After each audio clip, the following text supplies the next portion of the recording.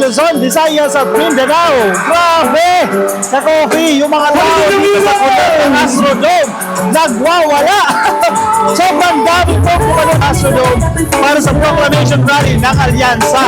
Ayan o, San Caterva o, maliit lang yung venue pero punong-puno yan.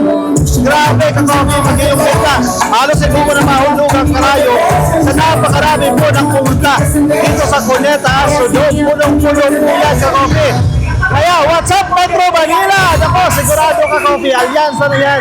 Ang buong Metro Manila, itong lugar na yan, nasa labas pa kasi galing lang sa press conference ng mga miyembro po ng media.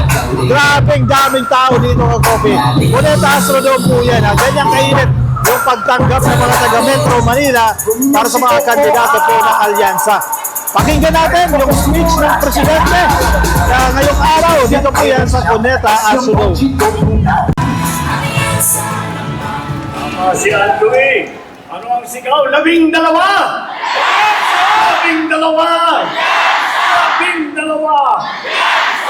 Magandang gabi po sa inyong lahat, mga taga-Pasay, mga taga-Metro Manila.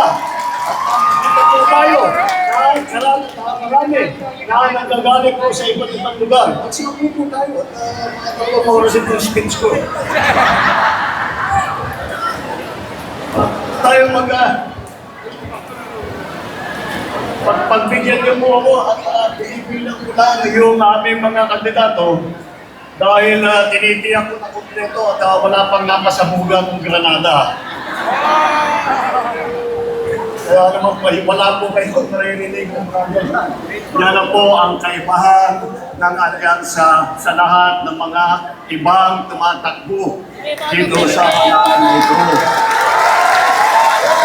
Wala po kayong maririnig na masasamang salita. Wala po kayong maririnig na panakot. Wala po kayong maririnig ng pagmumura.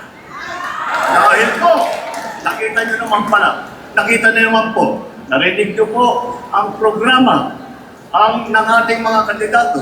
Hindi lamang ang programa, mas mahalaga pa siguro ay ang kanilang nagawa na. At kung titignan nyo po ang record po nila, ang lagi lang kanilang iniisip ang kapayapaan at ang kaunlaran para sa bawat Pilipino, para sa buong Pilipinas. Makikita niyo naman po ang galing na aming hinaharap. Kaya malakas po ang loob ko para makaharap sa inyo at sabihin na iboto ninyo ang ating mga kandidato. Dahil napakagaling, napakahusay po at bukod pa ron, napakamabuti na tao lahat ng aming kandidato. Kung iisa-isahin po natin, kaya alam naman natin, napakagaling lahat. Narinig nyo na yung kanilang mga achievement doon sa kanilang pinagdaanan ng iba't ibang mga posisyon sa pamahalaan, sa serbisyo publiko.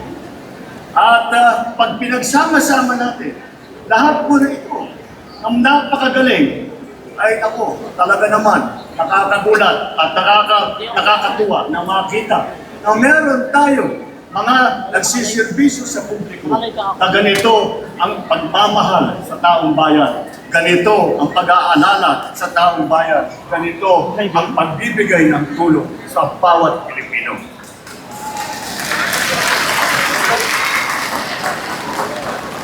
Tignan po natin ang ating grupo dito. Baka hindi mo nyo nabibilang. Sasabihan ko sa inyo, wala po sa kanila ay naging senador na. Senator Cayetano, Senator Lacson, Senator Lapid, Senator Marcos, Senator Pacquiao, Senator Revilla, Senator Soto, Senator Tolentino. Dahil po yan, dumaan na sa Senado. Kaya naman po, pagka nainupok na sila sa kanilang posisyon bilang senador ulit, ay makikita po natin, hindi na po sila kumakapa-kapa sa kanilang trabaho. Alam na po nila kung ano yung gagawin, alam na po nila ano ang pangangailangan ng tao dahil habang buhay na silang nagsiservisyo sa inyong lahat. Ito naman ang nanggaling sa House of Representatives, ng naging congressman. Nandito po, naging congressman, Congressman Abalos, Congressman Binay, Congressman Cayetano, Congressman Marcos, Congressman Pacquiao, Congressman Tulfo, at Congressman Villar. Hindi na po sila bagito sa ganitong klaseng trabaho, subok na sa mababang katuluan at sa batasan. At meron din po sa ating mga kasama rito na umupo na sa tinatawag na cabinet rank position. Ibig sabihin, katumbas ng isang sekretary ng ating nakalihim ng isang departamento. Andiyan po ang naging sekretary ng DILG, si Secretary Abalos, na napakaganda naging performance na. Andiyan din po at naging secretary po ng DSWD. At napakita sa atin, kaya po napakaganda po ng reputasyon ngayon sa buong mundo ng Pilipinas dahil tayo po ay matulungin sa ating mga kababayan. Siya po, sa administrasyon nito, siya po ang nagsimula niyan. Kasama din natin po si Senator Ping Lacson. Si Senator Ping Lacson ang namuno ng Yolanda Rehabilitation Commission. At siya po ay nagbigay ng tulong at nagdala ng lahat ng pangangailangan ng mga naging biktima, yung mga nasalanta, yung bagyong Yolanda. At kasama na rin natin si Senator Tolentino na dumaan din po sa MMDA na makita na kanino. At dahil napakahirap po na trabaho yan, kagaya ng nabanggit ni Mayor Benhor, ni Secretary Benhor, sinabi nga niya, ang kanyang tinutulungan pag MMDA ka ay lahat ng mga mayor, lahat ng mga iba't ibang lungsod, lahat ng iba't ibang bayan na nasasama sa Metro Manila. Kaya po, ngunit yung mahirap na trabaho yan ay nagawa na at maganda ulit ang kanyang performance. Alam nila ang gobyerno, kabisado nila mula sa matataas na posisyon at hindi na sila nagdadada na basta daldal ng daldal, gawa lang sila ng gawa, trabaho lang sila ng trabaho. They will stand in the Senate, not to oppose, but to propose. Ibig sabihin, wala silang hinahangad na paggulo. Wala silang iniisip na pagwatak-watakin ang Pilipinas. Wala silang iniisip kung hindi ang pagkakaisa para sa kabubuti ng ating bansa. Narinig nyo rin po ang tatlo sa aming kandidato na naging gobernador. Andyan po ay yung aming kapatid, naging gobernador ng lungsod namin sa Ilocos Norte. At andyan din po ang Governor Lito Lapid ng Pampanga. At ang napakalaking probinsya ay hinawakan din po ni Governor Bong Revilla.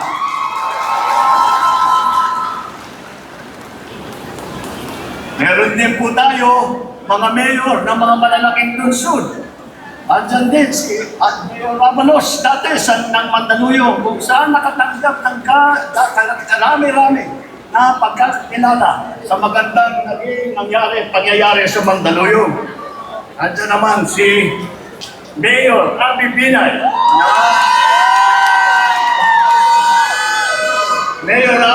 na maraming dalampala galing sa Makati.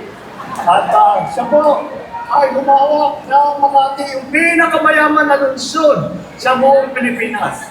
Alam niyo po, kung akakalain po ninyo na dahil maraming pera, maraming pondo, ang isang lungsod ay madali ang trabaho. Hindi po. Mas nagiging mahirap ang trabaho dahil sa dami ng kailangan gawin at sa dami ng kanilang mga iniisip na inisyatibo pagpaganda ulit ng buhay ng bawat Pilipino. Andyan din po ang si Senator Tolentino na naging mayor naman ng Tagaytay. At huwag natin makakalimutan na alam niyo po, baka hindi niyo po alam, na ang unang Senator Soto ay si Senator Vicente Soto na galing naman sa Cebu.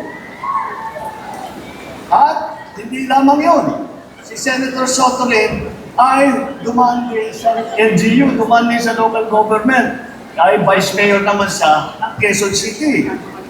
Kaya makikita ninyo, napakalawak na ang kanilang karanasan, napakalalo na ang kanilang dedikasyon sa trabaho ng pagsiservisyo sa publiko.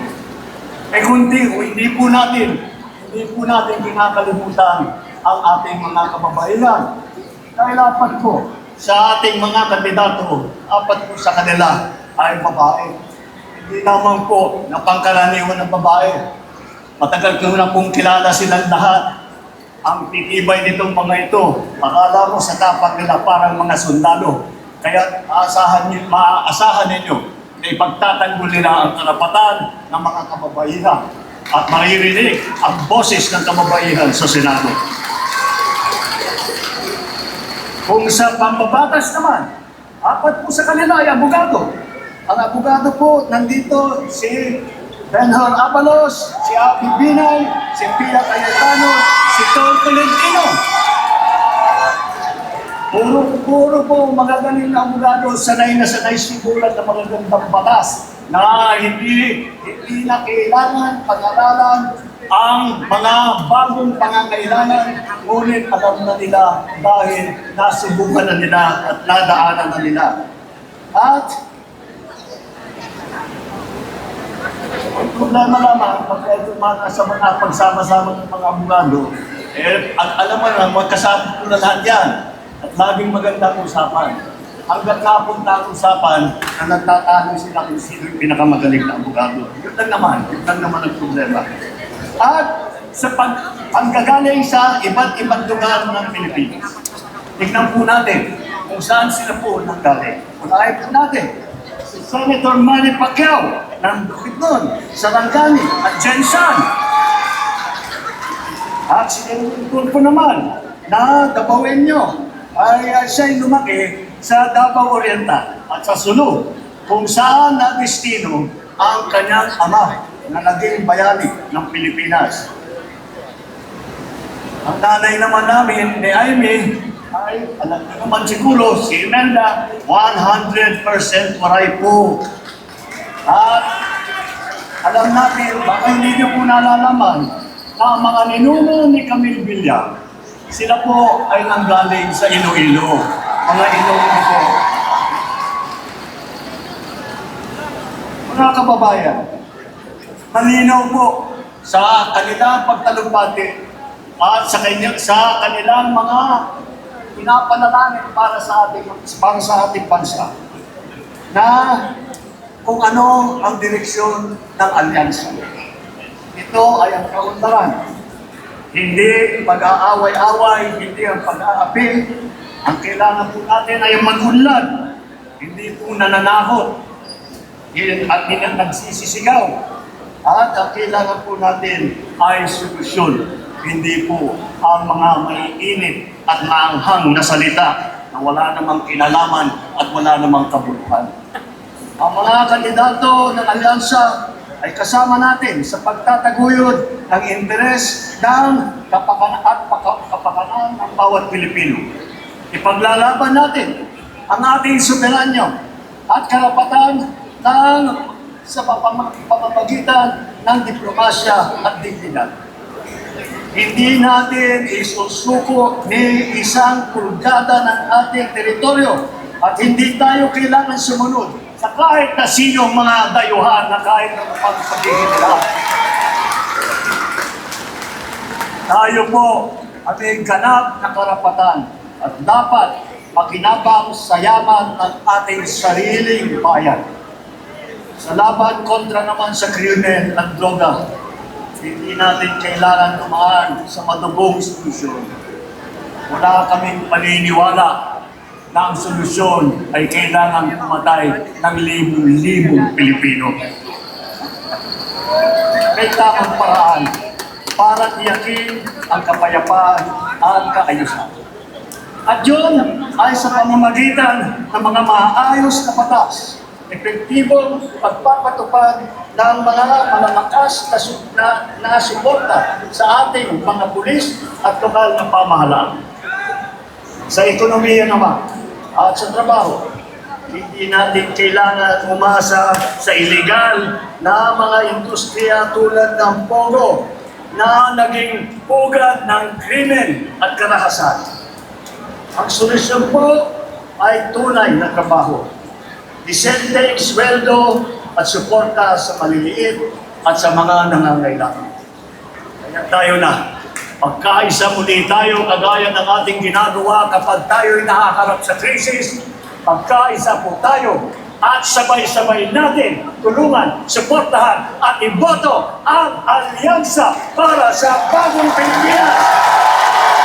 Mabuhay ang Pasay! Mabuhay ang Metro Manila! Mabuhay ang alyansa! Maraming salamat po sa inyo.